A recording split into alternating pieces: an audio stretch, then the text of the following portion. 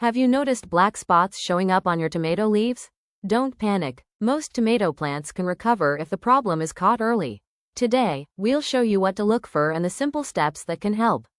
And stay with us until the end for this week's Black Spot Garden Guide, a simple guide you can screenshot and save for your next trip out to the garden. Let's take a look together. The first place to start is with the leaves. Take a close look at where those black spots are showing up. Are they mostly on the older, lower leaves? Or are they spreading throughout the plant? Those simple clues can tell you a lot about what's happening. Let's look at the most common causes. One thing we've learned over the years is that the spots themselves often give us the first clue. Some stay small and round. Others spread into larger patches. Some even have yellowing around the edges.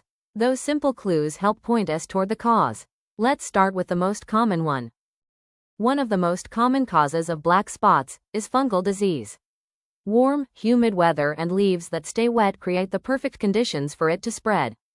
The good news is, when we catch it early, there's often a lot we can do to help protect the rest of the plant. Next, let's look at why moisture matters. One simple habit that can make a big difference is how we water. Whenever possible, we water at the base of the plant instead of over the leaves. Wet leaves give fungal diseases a better chance to spread. Watering early in the morning also gives the leaves time to dry before evening. It's a small habit, but it can make a big difference. Tomato plants grow quickly, and before we know it, they can become crowded. When leaves stay packed together, moisture lingers longer, making it easier for fungal diseases to spread. We like to remove a few lower leaves to improve airflow around the plant.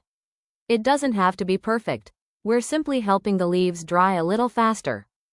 One place we sometimes forget to check is the ground beneath the plant.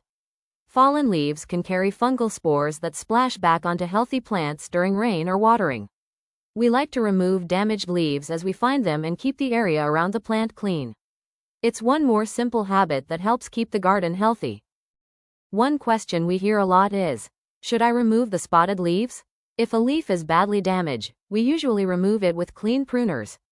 But if it only has a few spots and the rest of the leaf looks healthy, we leave it and keep watching the plant. Our goal isn't to remove every leaf. It's to help the plant focus on healthy new growth. Before we finish, we'll share this week's Black Spot Garden Guide, a simple guide you can screenshot and save for the next time you're checking your tomato plants. But first, there's one more thing we want you to know.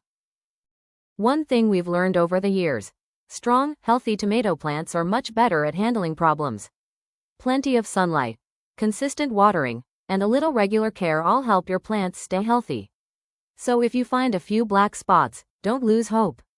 With a little extra care, many tomato plants continue growing and producing beautiful tomatoes. Here's this week's Black Spot Garden Guide. It's a simple reference you can use anytime you notice black spots on your tomato plants. If you'd like to keep it handy, go ahead and pause the video here to take a screenshot before we continue. Every garden has challenges from time to time, and that's all part of learning.